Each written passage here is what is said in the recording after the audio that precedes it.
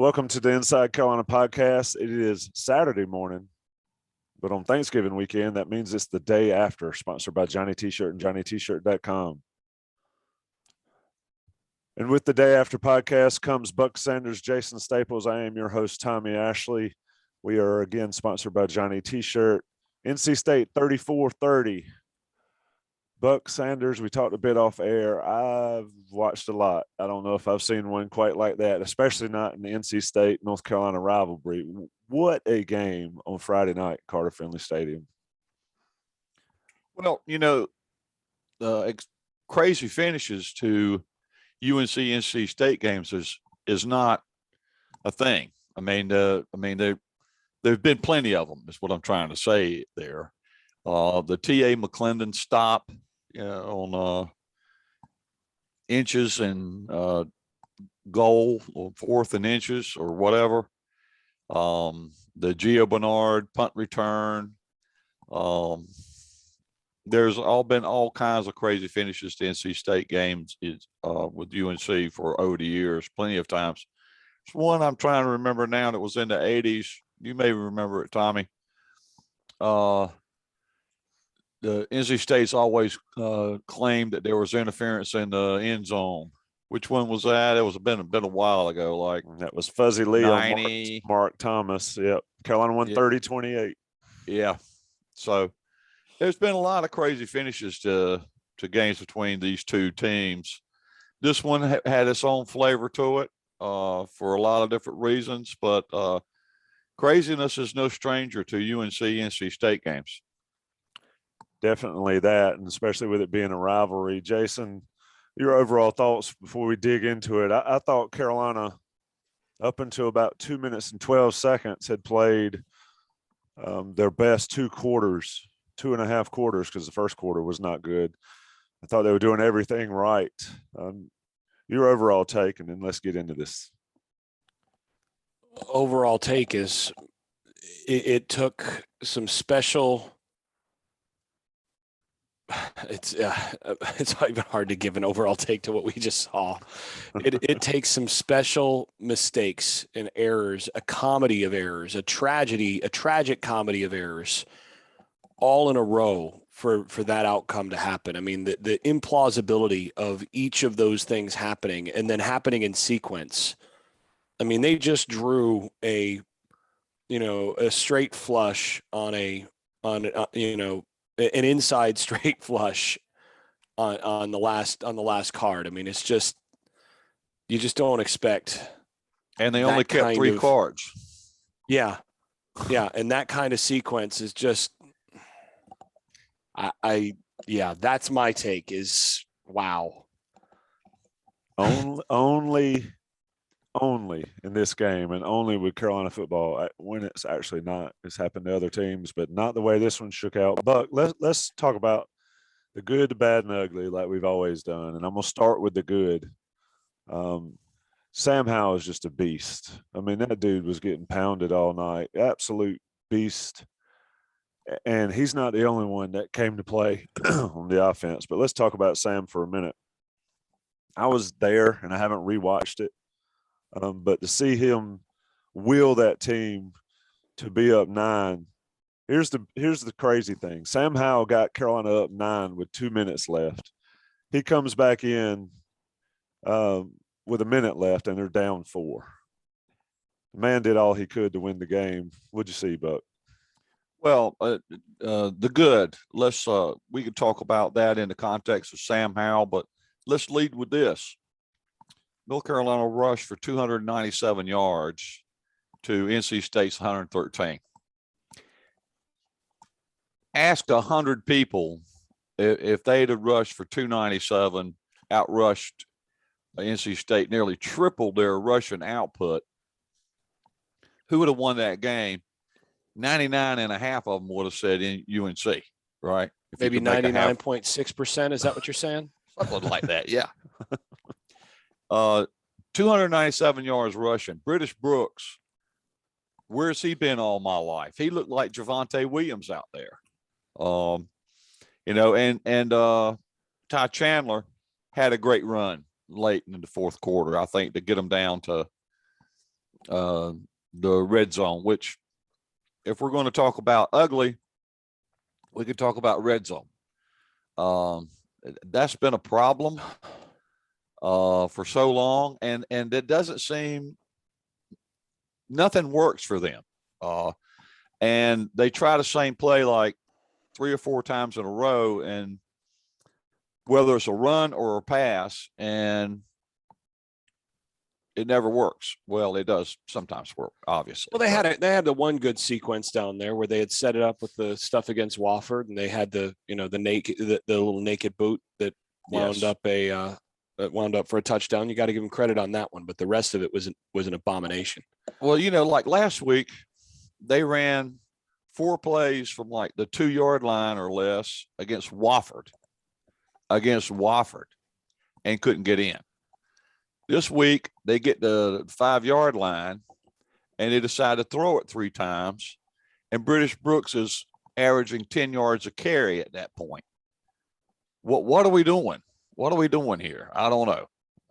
But now, granted, they did have. I mean, the thing is, as frustrated as I am at those sequences, they did have a wide receiver get his hands on the football on 2 of those 3 plays. I mean, should have been catches in the end zone. And the one, I know we Buck, you and I tend both to not make a fuss over officiating, but on the one, it was a clear interference that was missed. Still got to make the catch, but it's a clear interference that was missed. And then, a drop on top of that where, he gets hit, and you've just got to be stronger through the catch point. And then the other DB made a great play to get his hands through the ball, but you're in position on both of those to score a touchdown. Yeah. The one that the play that I just don't understand is running a slip screen down there in that situation, which should have gone for a pick 6. If that hadn't been dropped, that's a pick 6. Yes. That would have been Virginia. I don't understand 96. that call. I don't understand that call in that situation at all. I cannot stand wide receiver jailbreaker slip screens in tight like that. You just can't do it. Buck, that would have been Virginia 1996. Yes, it would. Yes, it would. And I would not be on this podcast because I would be unable to talk about the game for 2 weeks. That's how I was after Virginia. But a variety of things were ugly. And you mentioned the drops and whatever. For that one receiver his name will go unspoken. And a guy who had not dropped a ball all season. 7 targets, 1 catch. 7 targets, 1 reception, 4 drops. Go figure. He hadn't dropped a ball all season coming in. Just really, it's one he'll want to forget. Just a brutal night. But that there are other things there's so many positives really. And Jason, I watched the game plan on the beat combination thing. Totally called it when he said that they were going to put more pressure on Devin Leary than they had put on anybody all year, and they sacked him 6 times. Clearly, they left him to be very uncomfortable, except inexplicably there, in the last 26 seconds or whatever it was. So, and the DBs the corners did a great job on those big receivers all game until that 26-second sequence. It was just hard to fathom the number of things that had to go wrong in order for UNC to lose that game or go right for NC State. You haven't even brought up the onside kick where you've got a guy in position to potentially catch the kick and run it back for a touchdown. He just has to catch it. It's right at him. And he's right there running right through the catch point. Just grab the ball at the 8-yard mark, but he dives over it for inexplicably just try so were my eyes deceiving me, or was he actually trying to avoid hitting the ball there? Looks like he was trying to avoid it. Yeah. Like he didn't know that he could touch the ball before it went 10 yards. Yeah. I mean, if the offense can't, but he can't, right? Yeah. You want the offense to, if you're the defense, but if you're the defense, what you tell these guys is if you have a shot at catching it, and it's at the 5-yard mark, the 7-yard mark, it doesn't matter. If you can go get it and you can catch it, you take it. Yep. And oh my goodness. I mean, I saw him take off there. It's like, all right, he just jumped over the ball. What did he just do? Grayson Atkins. There's a 50-yarder. Well, NC State fans are going absolutely nuts.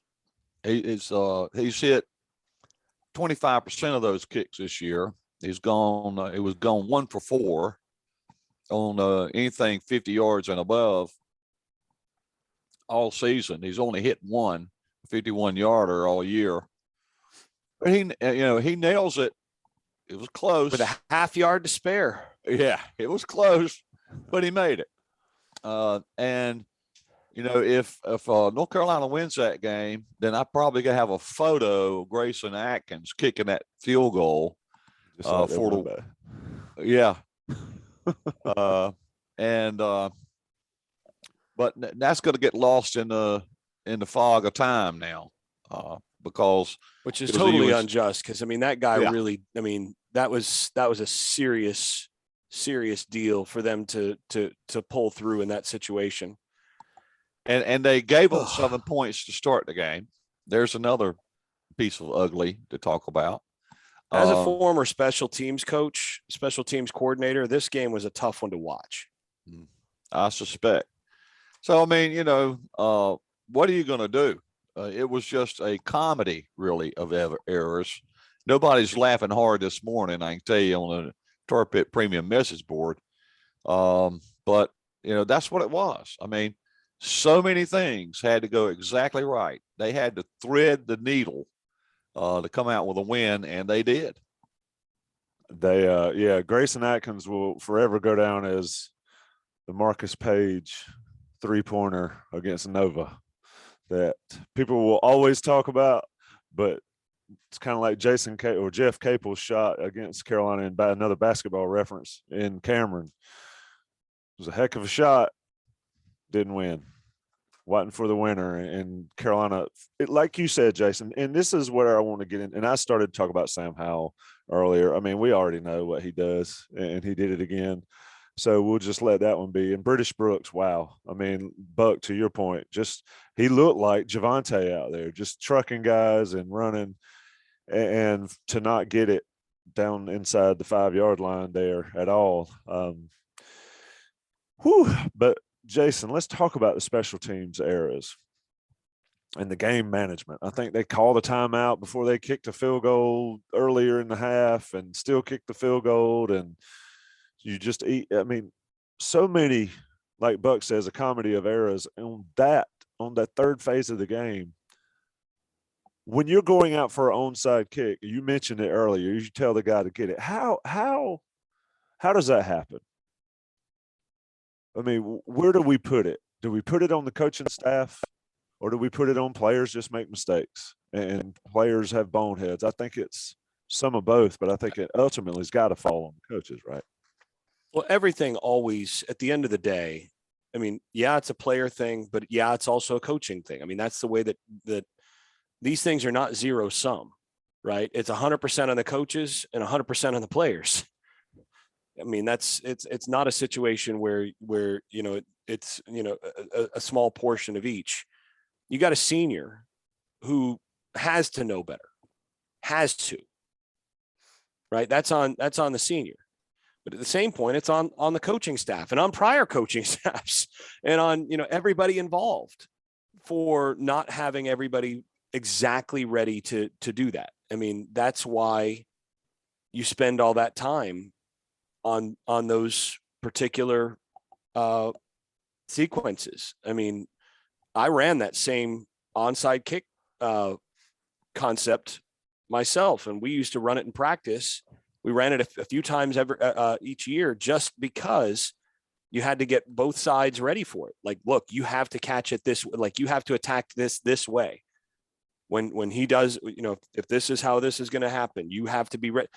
And you have to make sure that your whole team that might be on that hands team is prepared for that. But then you've got to also, on the sideline, you've got to emphasize your coaching points, that this is, if they do this, if they line up this way, you've got to make sure you attack it this way. all sorts of different things. But at the end of the day, it's also then on the player to make the right call. And, there are a few situations like this where you look at it and you're like, the player just made a bad call. I mean, you call a cover 3, and yes, I know it looked like a cover 2, but they actually had 3 deep players on that, on the on both Emezi touchdowns at the end. And what they're trying to do is let the corner beat him up at the line of scrimmage, and then you got a safety over top, and the safety is going to take any vertical. On the one, safety jumps a dig route that he has no business looking at, and you get a long touchdown. And then on the other one, he actually plays his responsibility and just gets mossed. I mean, he's there to make that interception, and that interception closes the game, right? I mean, if he gets his, I mean, that's how close this game was. He got his hands on the game-winning interception. He just got it taken away from him. And as a coach, you go, we spend all this time making sure that deeper than the deepest. But player gets eye candy, jumps the eye candy, and then you're in trouble, right? At the same point, you've got to coach that out of guys. So who's it on? It's on the player. It's on the coaching staff. It's on everybody. And there's no good. There's nobody that's innocent there. And, as far as I could tell, those were good calls. I went back and I looked at the defensive calls each time, and it's like, well, that's a safe call. That's what you call in that situation. But it's also your job to make sure that guy's ready to handle his responsibility and knows that he's not. What's that? The hassock. Yeah. You got to know that late hit that it called on the hassock was. I didn't think it was late. Call. Yeah, no, I didn't think it was late at all. It wasn't late. I mean, I Leary only got rid of the ball like 2 nanoseconds before he got hit. But I don't think he was out before he got hit. I thought he was getting hit as it left his hand. Pretty much. I mean, maybe you could still frame it, and maybe you're right. Maybe it's nanoseconds before, but I mean, that is the definition of a hit on the throw. And he wasn't high. He wasn't, it was right in the strike zone. That is a legal hit, but that's I'm not going to get into the officiating side of this. I already saw one game this year where NC State got away with multiple pass interference penalties, and I got to see if that's the same officiating crew actually that did both games, because there were some similarities. It was like, man, what in the world is going on? But yeah, you look at that now. That one, that's not on the players. That's not on the coaches. You got a guy that's doing exactly what he's coached to do. He's getting pressure on the quarterback. That one's not on them, but everything else, you've got to have your guy ready to make the right play on the right call. And they had the right call. And in the one case, he did everything he could to make the right play and just got beat. And the other one, he made a mental error that you can't have. You got to coach out of a guy. So there's no easy solution there. I will say this was one of the best. This was the second game in a row where the defense played awfully well. I mean, if you stop the game at the 58-minute mark, you're like, man, the defense has finally turned a corner. And then you look at that 13 points in the fourth quarter in 26 seconds, and you go, well, I guess that corner still hasn't been turned. Yep. Carolina, the defense had given up. What they give up total? They gave up 110 on the last 2 drives in the last 30 seconds of the game. But prior to that, they had given up 250. Yeah. So they which is, I mean, that's a dominant performance of 14 points and 250 yards given up in a game. That's dominant. That's exactly what you ask for. And then 110 in the last 2 drives. Yeah. And just meltdowns by upperclassmen. And it's mind blowing. I don't really know what else, if there's anything else to say. I mean, Buck, this article is going to be entitled Microcosmic Meltdown, because this game, more than any game I can recall, was a complete microcosm of at least the season thus far. And you could almost say of Mac Brown's 3 years in Carolina. Is that fair?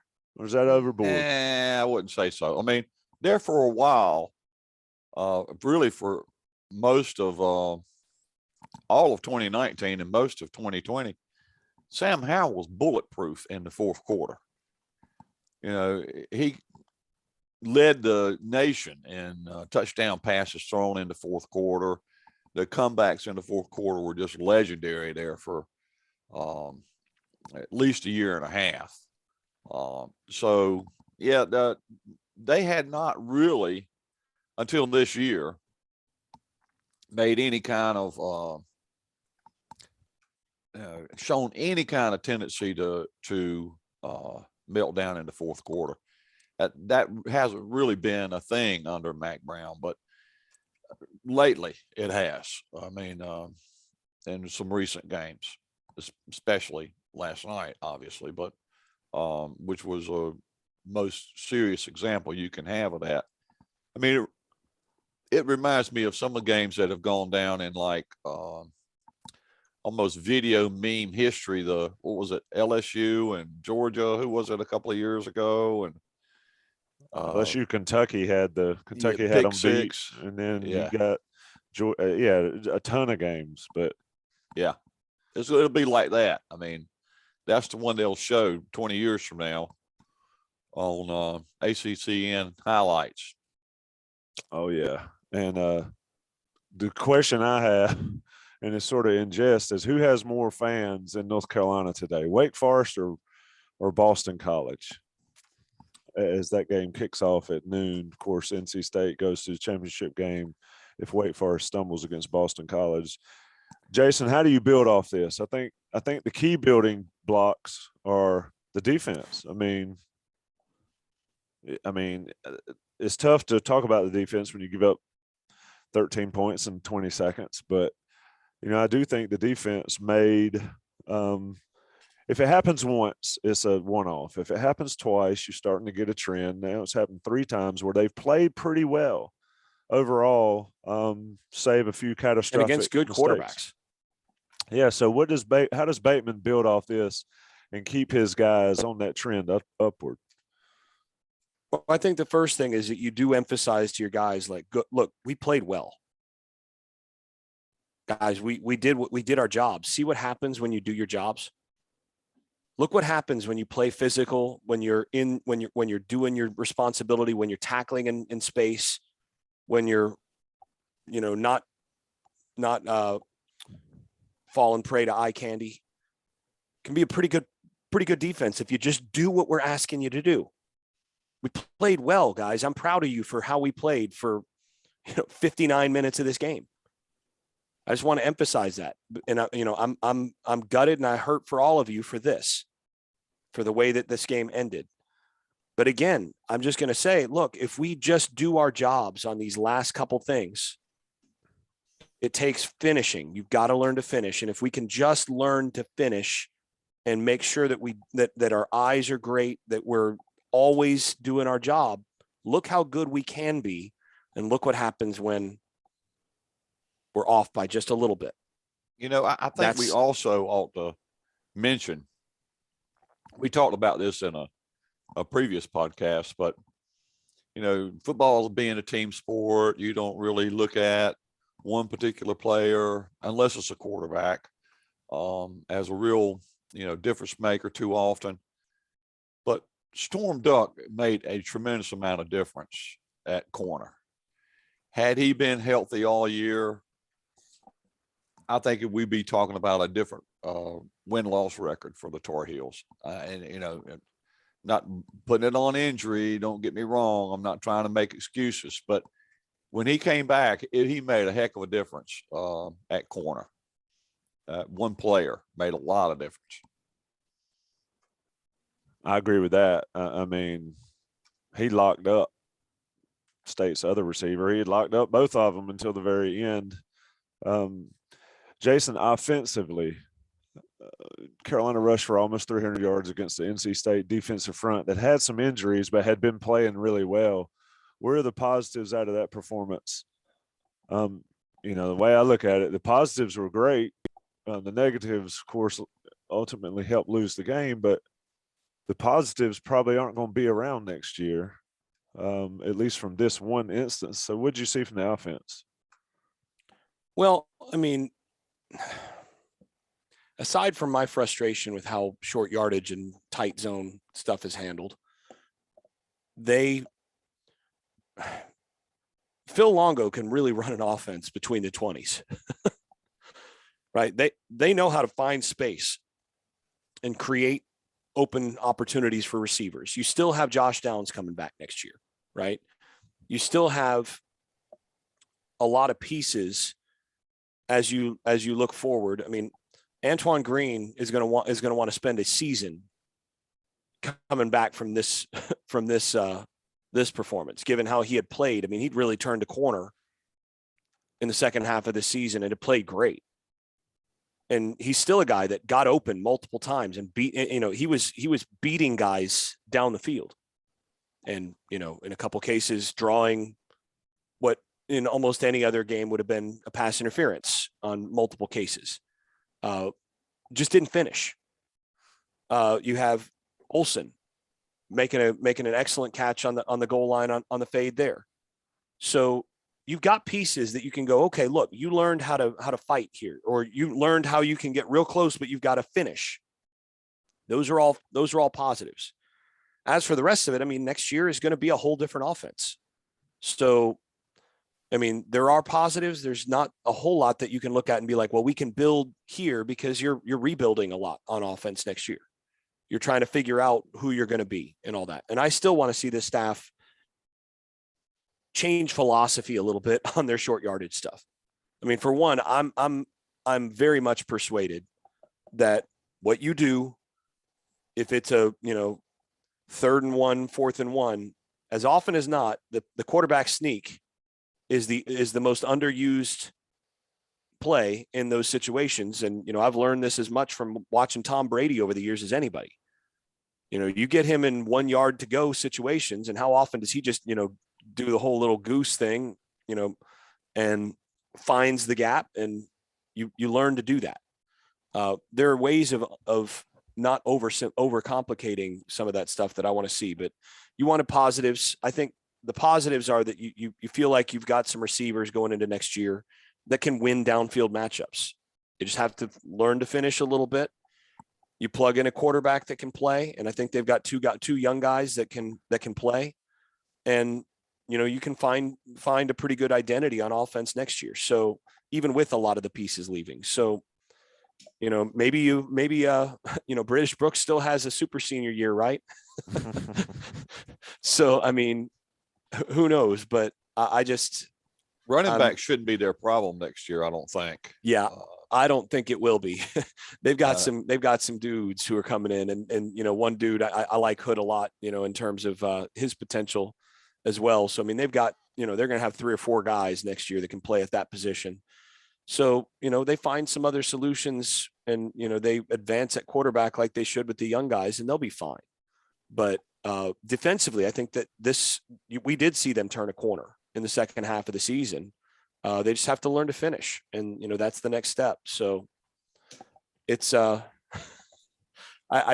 still can't believe what I watched, and what did I do? I mean, in terms of angering the football gods to be covering, the Florida State Jacksonville State game this year, and then the UNC NC State game this year. I mean, something about improbable snatching of defeat from the jaws of victory kind of situations. I've watched some of this stuff up close and personal this year, and I'm still just blown away by what happens at times in this game. I was thinking about Florida State, Jacksonville State ending there when Carolina had the ball with one last gasp to get it done. But so let's turn it off the offense, off the defense, and on to Mac Brown. And I want your thoughts on this guy. This season has got to cause, and this ending here in the regular season has got to cause some serious self-reflection. I know that they say they do that all the time. They're always evaluating, but a lot of these issues that we've talked about on this podcast that Carolina fan base have seen are just recurring after happening again. And there it is again. What does Mac Brown do in this offseason or in this period here leading up to whatever bowl game they play and beyond, to get those recurring devastating things that consistently happen to not happen next season. There's several points to be made here. And I think to start with, one thing that Mac does not do is he does not disappoint his boosters, and he does not lose to NC State, or did not in the second half of his 1.0 tenure. I think he won 5 straight or so, maybe 7. I don't know. It was a few. And so he's done that now. And another thing about Mac is that if you go back through his history as a head coach, he's never been reluctant to fire assistant coaches. He fired Manny Diaz like on the field against basically after the BYU game. He is not one that some people might get the idea that, he loves his particular coaches and he won't let them go because he's personally likes them. That's not Mac. Mac is worried about his legacy and his win-loss record. He's not concerning himself with friendship over the record book. So, I would expect that there might be some coaching changes in the offseason. We'll see. If Mac doesn't reshuffle his staff to some degree, and by reshuffle, I mean shuffle some out, some in, it would be out of character for him. I think it's safe to say that. So we'll see what happens. All right, boys. No, go ahead. I'm sorry. I was about to cut go ahead. you off. No, go ahead. No, I was going to say, I just think losing to NC State, the way they lost to NC State, is a game changer for the fan base. I mean, it's one thing to go and lay. Oh, it is. Oh, it is. And I was going to make that point too, that what's happened with the UNC fan base now is that Mac has created a lot of skeptics where there weren't skeptics before. People were bought in. They were all about Mac. He's the man. He'll get us back to the promised land. All he had to do is stand in front of crowds and say, trust me. And he got the benefit of the doubt. And he deserved the benefit of the doubt when he came to UNC. He's got more wins than everybody except Nick Saban is coaching actively. So he's won a few ball games in his life. He's been coaching long enough to know how it's done. I think, but he's going to make some changes. I'm pretty sure about that, in part because he's lost a little bit of the goodwill he's come in with. And with fans, that might not matter too much, but Mac probably has the best relationship with UNC boosters of anybody in the history of UNC football. Better than anybody I've ever known. Certainly better than people like Dick Crum or, and to some extent, Jim Dooley. So he's going to want to rectify that because he's depending upon his ability to connect with the powers that be over there, including boosters, to get a lot of the toys that he wants to play with. So there's that piece of it. But as for the fans, now he just can't go somewhere and say, trust me, I got this. I know what I'm doing. Don't worry about it. And have everybody applaud and say, okay. People are going to be looking at him under a microscope a little bit more often than they have in the past 3 years. Put it that way.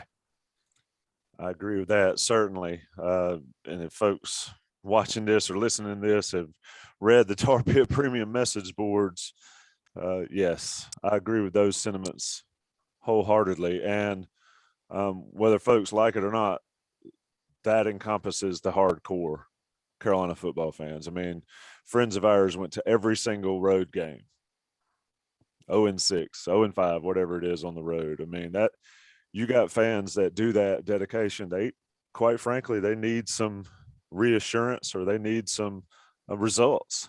And just to do it, losing, if Carolina would have lost to NC State the way most of us expected or thought it was possible, then, but to do it in that fashion just sort of rubs salt and oil and grease and cayenne pepper in whatever wounds that Carolina football fans have had over the years. Jason, you got anything to close us out? Because I think we about covered this one. Well, I thought a David Hale tweet was really interesting last night. I thought it was pretty accurate that he compared this year's Mac Brown North Carolina team to basically the 2011, 2012. I think he was thinking about 2011, but he said to basically early Jimbo Fisher at Florida State. And I think there's some accuracy there. He said basically a team that has invested fully in recruiting, has brought in a ton of talent, and just hasn't been able to get over the hump, and has lost some games against teams that they probably should have beaten. And then he pointed out that, the next year they within a couple of years, they took a major step forward as that talent started to show out. He also observed, though, that Jimbo made a couple of key coaching changes after that 2011 season. So he went out and brought in a couple of other additional guys that were able to make some changes. So some of that was not by choice, though. Some of that was Mark Stoops went and took another job, and he took Elliott with him. So there were some changes with that were needed because guys took other jobs. They were hired away. So it's not a matter of Fisher felt like his staff just wasn't there and he needed to replace those guys. So to be fair, I don't know that the results would have been a whole lot different if they kept the prior staff. But the point was,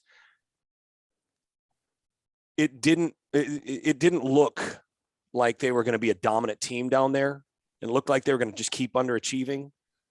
And like, wow, they're recruiting all this great talent and it sure ain't showing. And then all of a sudden you get that big breakthrough and they become a buzzsaw because the young guys that are the young 4 and 5 star guys that were just not quite good enough to get over the hump in 2011.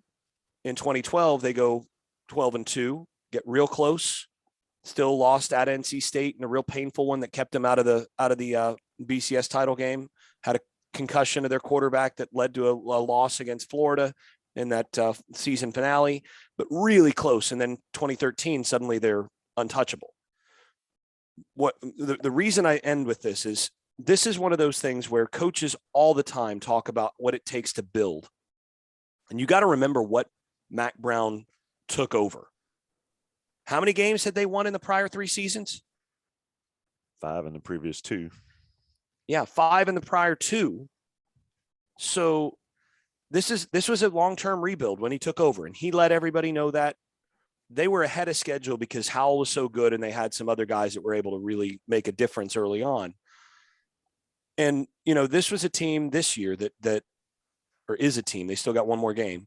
This is a team that has been on the cusp of really making that difference. I mean, this was a game where they dominated really most of the game. Lose close, win big. And as long as they keep turning that talent over, the results start to change. So I still think that look, I've been the first to criticize on certain things, and there were some, I think, serious mistakes made coaching wise in this game, from special teams to game management to certain calls that I thought could have been better. But overall, this team has grown over the course of the year, and you're starting to see some of that young talent flash, and they're going to be adding that much more of it this next year as this talent gets a year older. They're going to get better. And, Mac knows that. He knows what he's got on the roster. And, I think it'll be really interesting to see where that goes next year. I mean, obviously they're going to have to reload on that offensive side, but they're reloading with talent. So I'm I think that's a good comparison overall. I don't think they've brought in quite as much talent as Jimbo did initially, but they're in that same kind of building discussion where they're going to be that those results are going to show. It just lags a couple of years because these guys have to grow. Jason Staples closing us with that big 4-letter word called hope. Good way to end this one. Carolina falls at NC State in epic fashion, but as Jason says and Bucks talked about, there is hope. You just got to search sometimes and find it, and you got to wait on it. Carolina 6-6. I guess we'll find out what bowl game next week or after the ACC championship game. I would have suspect it's Charlotte. That would be fun against South Carolina or Tennessee or somebody like that. At any rate, Johnny T-shirt has sponsored this podcast, and don't forget to support them. You get 10% off your everyday order if you're an Inside Carolina Premium subscriber, and they're great friends. And of course, they've got a ton of Christmas deals for you to take care of the Carolina fan. Probably got some Cyber Monday stuff going on sale too, I would guess. Yeah, if you're not on their email chain, get on it, and then you've got the Inside Carolina discount on top of that. So great stuff from them. Rate, review, subscribe, like, however you get your podcasts and your YouTube feeds. Buck Sanders, Santa Claus Sanders, Jason Staples, our last day after podcast until whatever bowl game it is, probably in late December. But boys, it's always been a pleasure. It's been so fun, even though they're not always fun to talk about. It's always fun to get together with you guys. Thanks. Yeah, if I don't get to talk to the IC Nation between now and Christmas, Merry Christmas, everybody. That's the reason I got my hat on. And same to you guys too. But we'll be talking between now and then. Yep. Thanks. And Happy Advent, everybody. We'll talk to everybody soon.